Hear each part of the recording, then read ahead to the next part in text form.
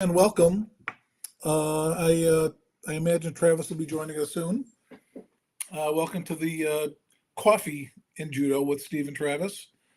Uh, have a nice show for you today. There's been some competitions. The Pan American Games are going on right now, but we just come off of a tournament in Abu Dhabi where we had some interesting results and some real quality judo too. So we'll talk about that, and I've got some videos there. While we're waiting for Travis, uh, give some of you a little update on what's going on with the coaching side of American Judo.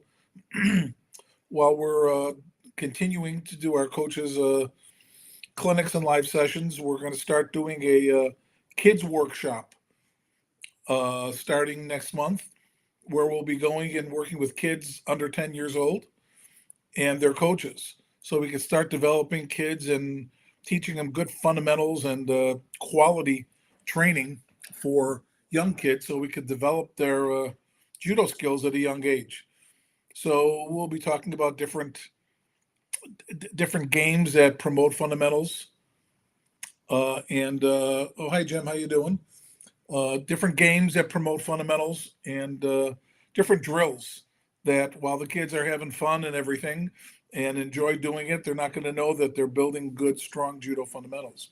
So it's interesting, and I hope to do this as we move forward around the country at American Judo tournament events or other events that we can, just to pass on the knowledge to young coaches that are very committed and love doing what they do, but don't necessarily have the knowledge of how to do good fundamental drills that will promote judo.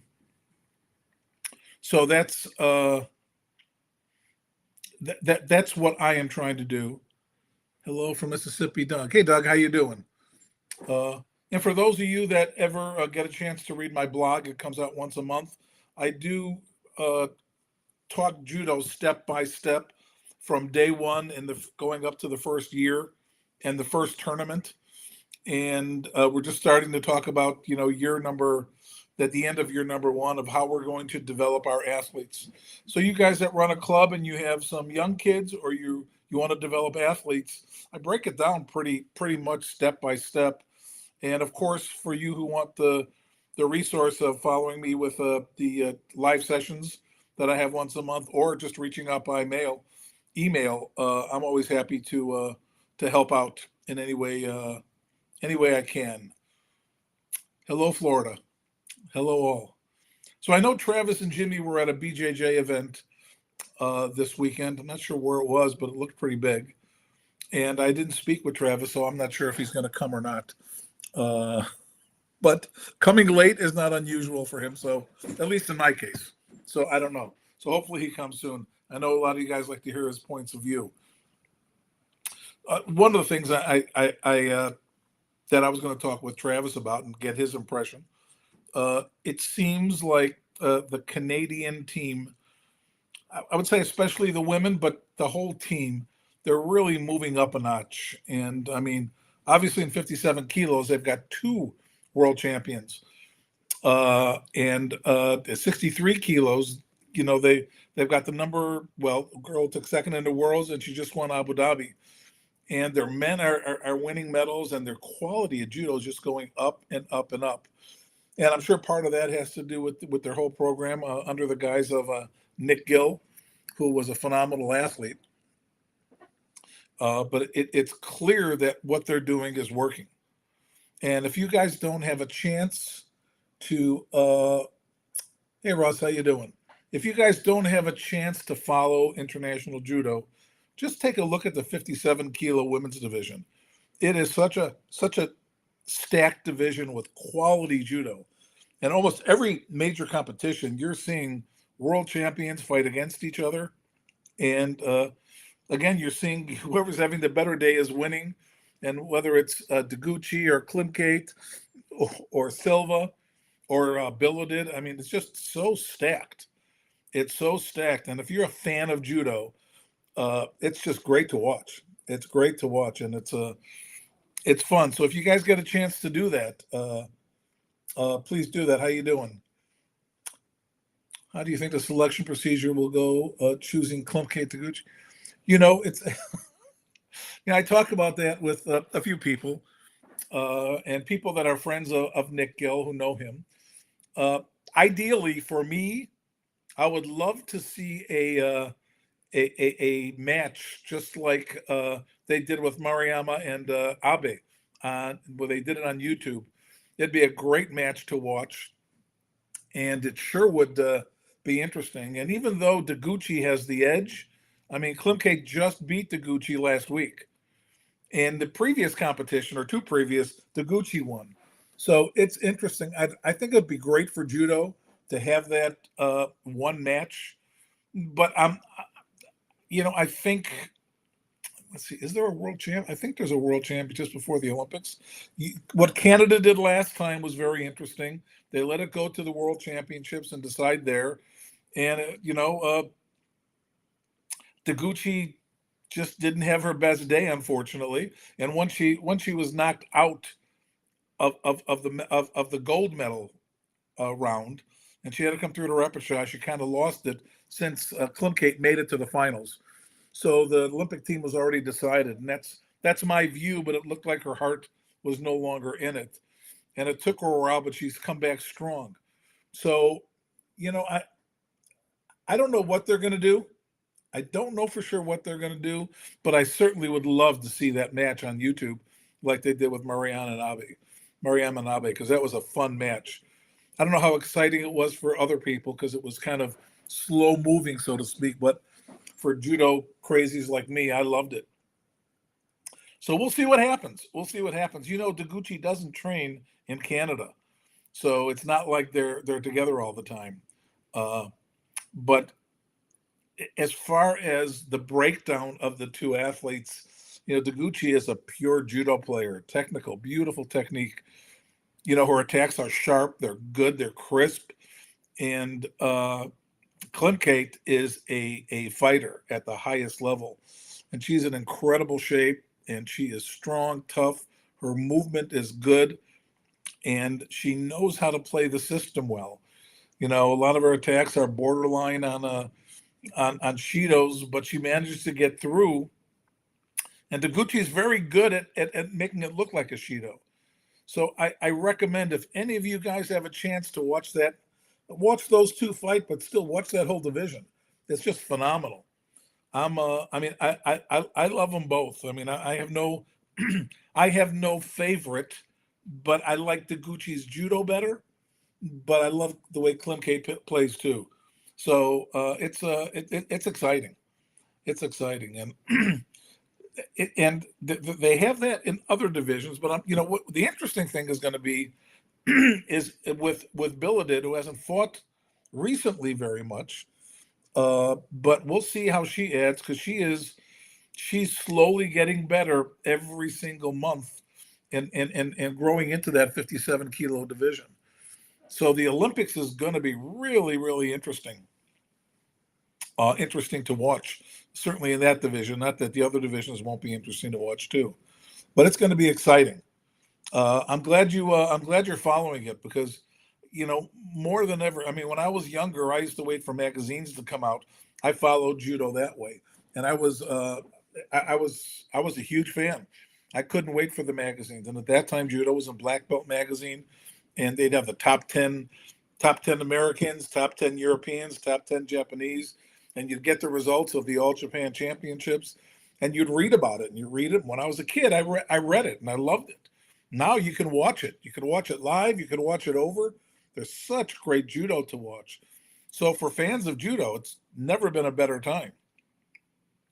Unfortunately, and if Travis was here, I'd be complaining, for some reason, the Pan Am Games is not so easy to watch. I haven't figured out how to watch it yet, and there's probably another fee to watch it, but it's going on now. I know that the Americans won 2 bronze medals yesterday, I think it was, and we'll see what happens today. I think Jack Unesca goes today. He seems to be our bright future, and after winning a silver medal in the Junior Worlds, and coming back and fighting for a medal in Abu Dhabi, which was pretty cool. So that's good. So I'm going to hold out like I did last week for a few minutes before I put the videos on, because I know I like to watch Travis's response to the videos, because we I don't show him the videos, nor does he have any clue which ones I'm picking out. So I got some pretty good ones to watch, and again, I do have some from some our young Canadians that are doing well. Hey Chris, how you doing? Thanks for joining us. Thanks for joining us. Uh, I know you're following the great 57 kilo matchups too. You like me, I'm a little more involved with girls judo today, like you are, because most of the girls that I coach, most of the people I coach are girls, so I follow girls judo a little more closely than men's. Rivalries elevate interest in sport, interest in rivalries USA. That interests you also. What head-to-head matches would you like to see on USA soil? You mean if you're talking about Americans, John? If are you talking about Americans? You know, there was a time, and I think one of the big mistakes we've made in American judo, and I think it's a huge mistake, is many years ago, even when I competed in the '80s, that we had to qualify in the United States. Now, I get the idea of qualifying internationally and having a world ranking. And I think for overall judo, that's good, but it's not good for the United States.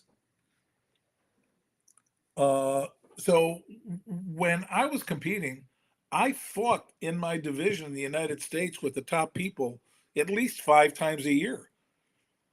So we had a nationals we had to compete in. We had a U.S. Open we had to compete in. We had a ladder tournament, or it was the Olympic festival when I was competing, and they moved it into a sports festival. But we constantly competed, and at that time we had some great rivalries. You know, so I mean, you had I mean, Mike Swain, had to beat Nick Unesca, and he had Joe Marshall had to beat Jimmy Martin and Doug Tono, and Jason Morris and Dave Faulkner. I mean, those were great matchups, and they fought 4 or 5 times a year. And we had an Olympic trials too. And the Olympic trials, there was a first trials with all the top 7, and then after that, the top 2 went 2 out of 3. So we were fighting each other head to head all the time, John, all the time, and it was great. It was great, and not only was it great, it got other people a chance to play with the best players. So what happens then is the people coming up get to feel, get to touch, get to watch all the top players in the United States.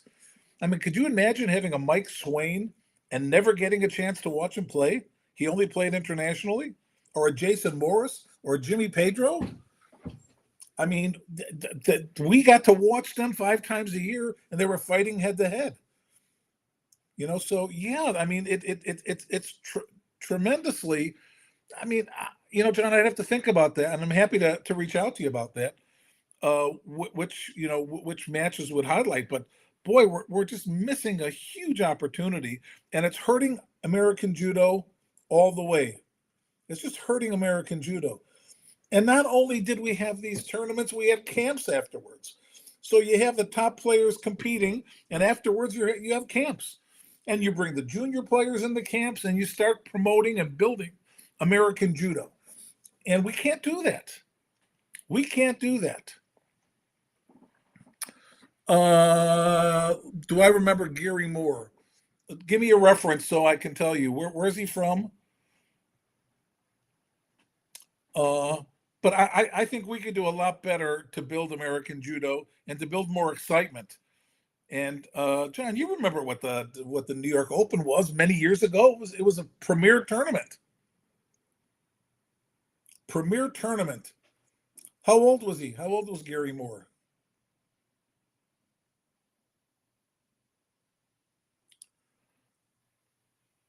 So for you people that just joined us, I believe, I just want to say this one more time before I go to the videos. One of the things I'm doing, and this is something I'm taking on as I go to these local tournaments and I see these coaches that are so devoted to their athletes and so involved and so interested watching them and I see their passion, I find it that and when I talk to these coaches, they really get they get no support anywhere. Our organization doesn't support them. Even the local organizations don't support them. So pretty much every coach that has a club is on their own. And I find that to be challenging. So I decided to start at American Judo these U10 workshops. And what I'm going to do is I'm going to be going to different areas and work with, junior coaches. We'll come together. We'll learn some new drills. We'll learn. We'll talk. We'll discuss things that we're doing. We'll have the kids do a lot of randori, and then we'll have a little team match afterwards. It'll be a lot of fun, and the kids will get a lot of work. They'll get to do about 10 rounds of randori plus the team match, and it'll, better than a tournament. And plus, we'll get to share some ideas. So it's my hope to bring that around the country and really support the young coaches. And we have to look at them like they're kindergarten teachers, right? These are the people that put our kids on the path to learning. And what they learn at the beginning stages of judo is critical to their future. It's critical that their foundational judo, their basics are there. Because once their basics are there, it becomes easy to teach them and grow. It's no different than anything else, And if you look at other sports, Steve, we could talk about that. You look at other sports and the time they spend. My granddaughter she was playing girls softball. The first 5 lessons were all clinics. Here's how you hold the bat. Here's how you stand. Here's how you swing. Every aspect of the basic judo was taught to them. I work with kids that are 14 years old. They don't know how to hold the gi correctly. I mean, it's something that needs to be done, and these coaches would love to do it if they had the knowledge. And I think it's time we start passing on that knowledge. So that's what we're doing at American Judo, and I think that it's a worthwhile thing. So that's that. So let me you guys let me see. No, so I don't think I remember Gary Moore from Southern California, but I'm getting close to 70 now, so I don't remember as well. But let me go to some videos because we're already getting at the 20-minute mark, and Travis hasn't joined us. I'm going to start quickly with the Abu Dhabi tournament. Hello, Frankie. I'm going to start with the recent Abu Dhabi tournament. Now, I know there's been a lot shown of the Gucci and Klimkate, but underneath the eyes, we've seen that in 63 kilos, they've got this young lady who I don't know her personally, but at some point I will. But she is, what I call. I mean, there's 2 types of athletes, and there's no one better than the other. I mean, Klimkate is someone that is a tremendous condition. She's an incredible fighter. And if there's a 4-minute match, you better beat her 4 minutes. If not, she's going to get you. Now, Jimmy was that way on a different level, but Jimmy was that way. Jimmy was in incredible shape. The fight he fought, he pressured you the whole match. There was never a time he was moving backwards. And I have great respect for athletes like that. That's what makes judo great. And this is just the end of the match, but this is the kind of match the athlete she is. This is the final match in Abu Dhabi. And here she is just putting an end to it with a beautiful uranage. And it's interesting that she, and I'll call her KP because I'm not quite sure how to pronounce her name. It's Bouchard, but I'm not sure, so I'll try not to do that. But, she took second in the world, and she's got phenomenal newaza. And here she is in the final match here, just putting an end to this girl from China. And obviously, she's strong, without a doubt.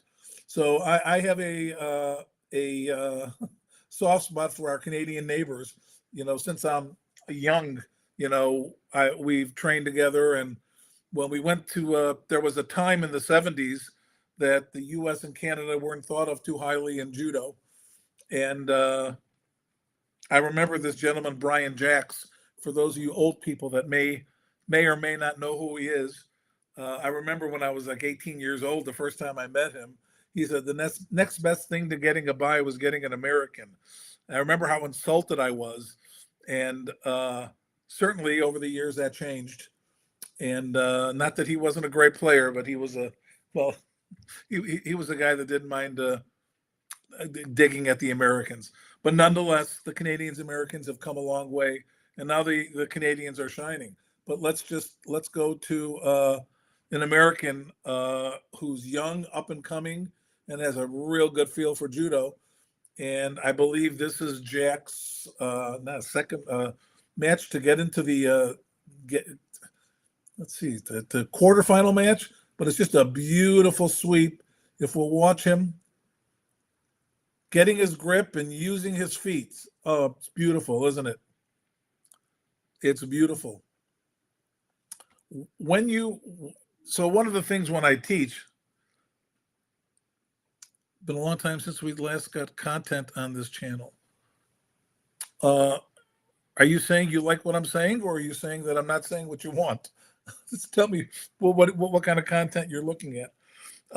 So nonetheless, when you're grip fighting, when you're playing judo and you're grip fighting, the people that win, the people that understand, and let me just break this down. When you look at a grip fight, I consider that an engagement. It's the same thing as a face-off or a jump ball or I don't know, I can't remember what they call it in lacrosse, but it's where you start even and someone's going to get the advantage. The thing about judo is that in one match, you may have 20 different engagements. So winning that engagement is critical, in competitive judo. It's critical.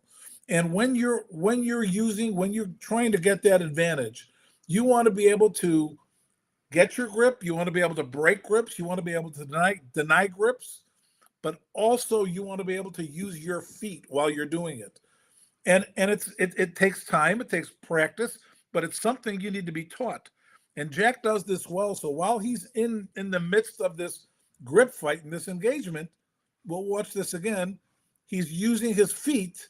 Look, he's trying to break the sleeve.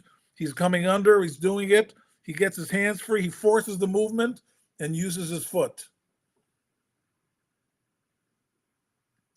So that is, I loved.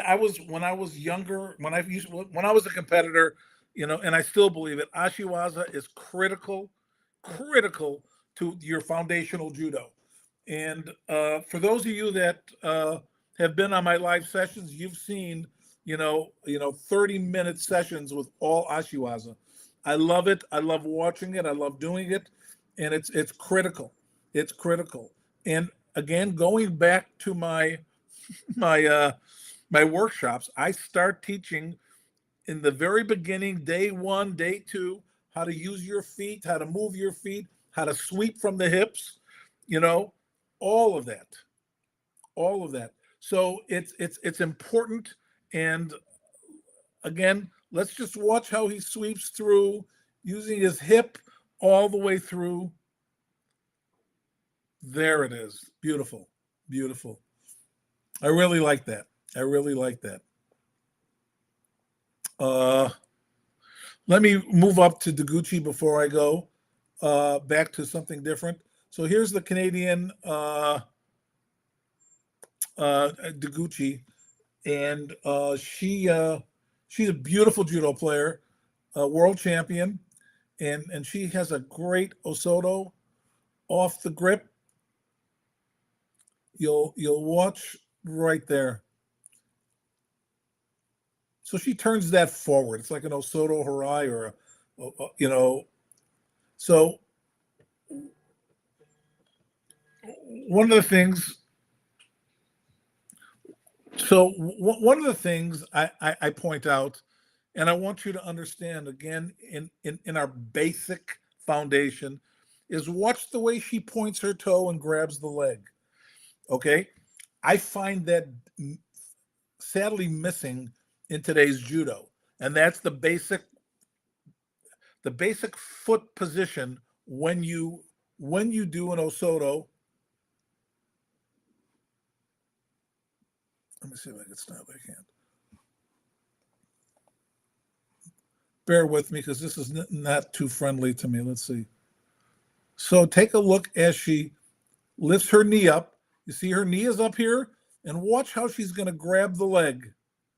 Look how she grabbed the leg. So here, what you see is that she's hooking the leg.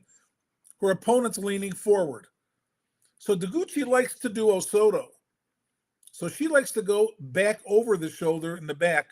But this girl's leaning forward, so she's going to turn it forward and do the throw. And that's just making the adjustment forward. Look at the upper body control. That's just beautiful, isn't it? Let's watch her just upper body turn. Did I not get this? Let's watch it again slower. Turn. Look at the sleeve control, the turn. Yeah, I love that. I love that. That's just beautiful. Tuned in from Kenya? Well, it's great to see you and welcome. Welcome, welcome. So the way you grab the foot is critical. It's when your leg is in the strongest position. Your toe must be pointed down. And when you grab that leg, you're grabbing it like it's a whip and you're wrapping it so your heel gets behind the knee. Go watch again. And look how fast she gets it off. As soon as she gets two hands on, she's in. As soon as she gets two hands on, look at that. Nice turn. That's just beautiful judo. Beautiful judo. And capturing the leg is something that is obviously necessary to do the Osoto or the Osoto Harai. So here's something that I put this on for Travis, but so in his absence, we'll watch it. I know he'd love this. This is just watching big guys that are, we're seeing big guys that are, that can move. And watch how he turns this throw, this combination. He does the Ouchi, watch right here, Tomonagi. Look how shocked he is. Look how he comes right into it. Look, beautiful.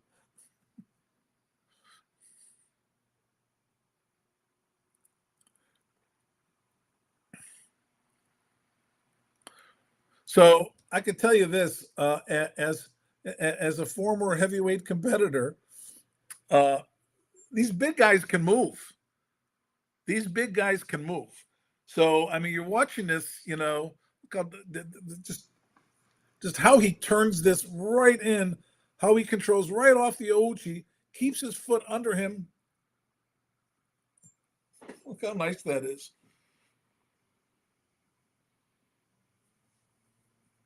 So one of the things I talk about is when you're putting throws together, when you're attacking, keeping your supporting foot under your body allows you to put throws together and also drive harder on the throw you're doing. When you bring your upper body in front of your supporting foot, when your opponent starts moving back, you've got to recover from that. You have to recover. So you need to keep your supporting foot under your body. Again, on my coaching sessions, I go into great detail on this, but I'm just pointing this out since we're talking about content. Hopefully it's good content for you. When you enter your throw, you need to keep your supporting foot under your body. In doing so, you're able to do these combinations. So I have another combination. Let's see what this one is. Oh, this one again. I'm sorry. This one was specifically for Travis because he loves this. Let me start it over again. So when I teach judo, I always talk about putting throws together. Okay, it's nice to be an Inoue and hit a Chimata or Maruyama, and it ends right there. But even them, they have to put throws together. So as you're practicing that, you develop this rhythm that when you do an Ouchigari, you follow with maybe it's an Osoto, maybe it's a Tayo. Watching a Dennis Viru, he does that beautifully, going backward and forward. And here it's with Ippon Seoinage. Now, this is a power Ippon Seoinage, no doubt, but it sure looks nice. I'm sorry, let me get here. Oh, so he's just bumping him off him, which is nice. He's just bumping him off and coming right back into the Seoinage. Let's see one more time. He bumps him off, gets the arm free, and comes right in. He even lifts his right leg. Yeah, this is.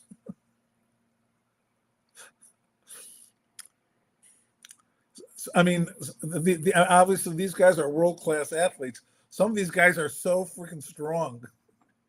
They're just so strong.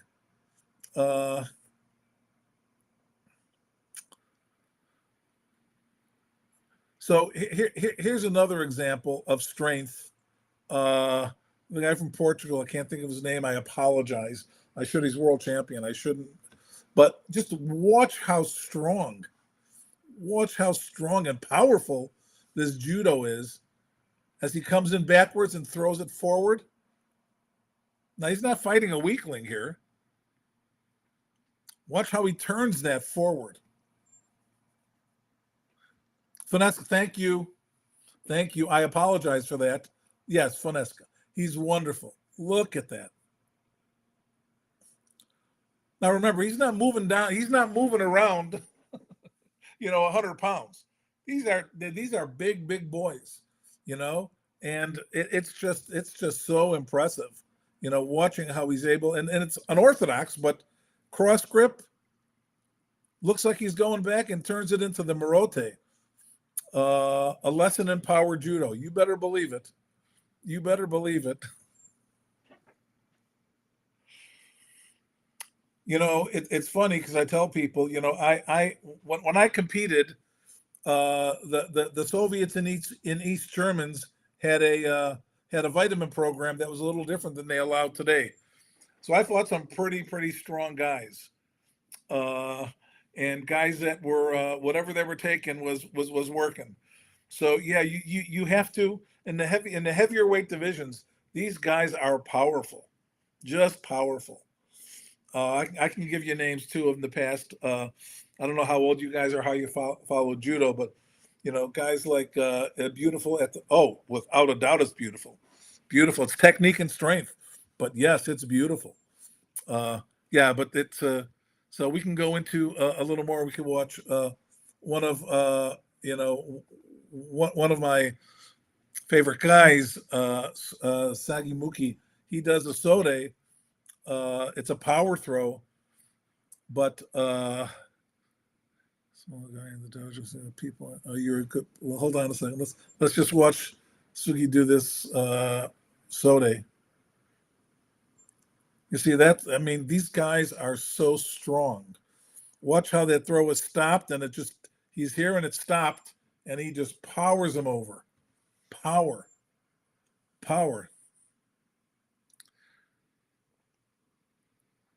So, so if you're a power technique for smaller players. Power technique for smaller players. So, for me, I think that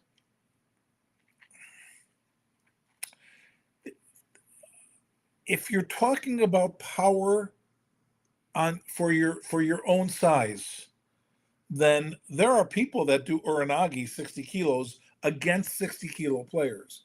If you're talking about in the dojo and you're fighting people that are 75 kilos or higher, then it becomes difficult. And then your advantage isn't power, your advantage is speed.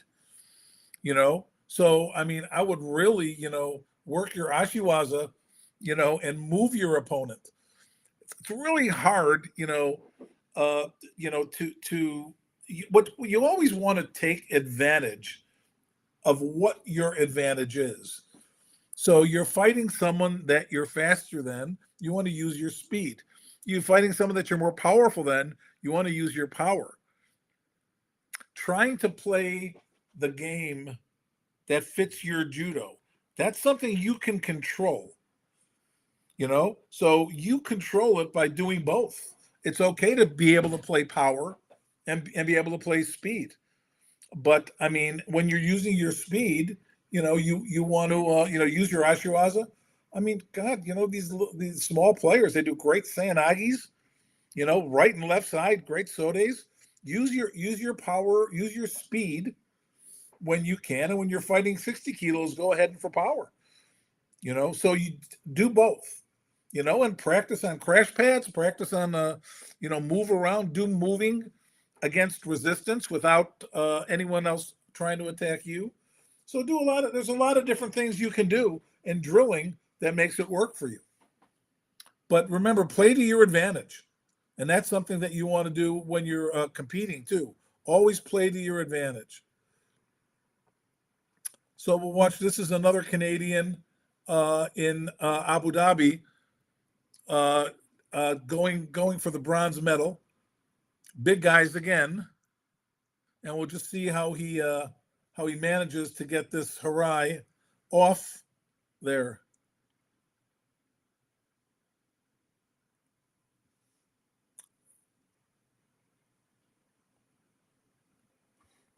That's the bronze medal match. Let's watch it again. Let's see if I can't do that. Can I stop it here? I can't. What I like about this is I like how he adjusts, and again, it's simple, but it's something that I So here he is, hipping in, and the hip is just not enough. It's just not enough, and then he goes and just does that little foot outside and gets that harai part of it. He's hipping in, it's not working. There's the leg, boom. And again, as he's working, and again, I talk about this, and I'm sorry if I'm talking about it too much. Where you're at relative to your opponent is always critical. Now, if his leg, if I guess he's a left, if his right leg wasn't in the right position, it'd be difficult for him to lift his other foot up. So here we are. So he's close in there, and now he's close enough to get that harai off. Front Aranagi, front Uchimata, too beautiful of a technique not to train. Yeah, I hear you. I think you should try everything in judo, but it's like if you're tall and thin, I would start with throws where you get the advantage of your body. I have 3 girls that are tall and thin, and we're doing Osoto, we're doing Uchimata, we're doing Ouchi. We're using the length of our legs to as a benefit, and it doesn't mean it ends there, but that's where it starts. I've got people that are small and quick. We're going to be doing Sayanagi, and Sodes and stuff like that. So I mean, we find the judo that fits our body best that we can do. But again, judo's fun, and you should do what's fun, and it's not unusual for people to I mean, you it's is it too much of a power technique for a smaller player? I can't express enough. You're asking me about power. It's all relative. It's not too much power to fight 60 kilos and do it. But if you're fighting 73 kilos, no, it's going to be really, really difficult to do. If you like doing it, do what you like to do. If you're asking my advice as a coach for competitive judo, I would say probably not. I'd have to see you, and maybe you have an unbelievable a feel for that move, and that may be different. But the truth is, you want to do throws that are going to fit your body and be the most beneficial to winning the matches. But I get it. Let's see where I'm at. We got this.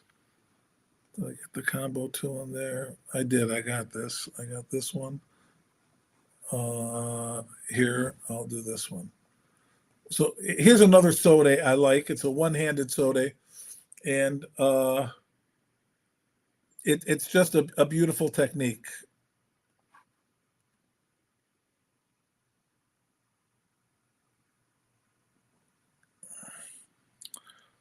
Nice, powerful, good hips. Let's watch again how he brings his opponent around.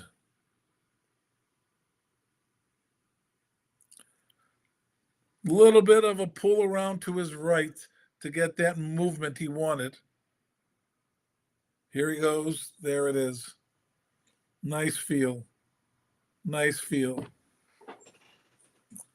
So I'm not a sode guy. Sode wasn't a popular technique when I was competing.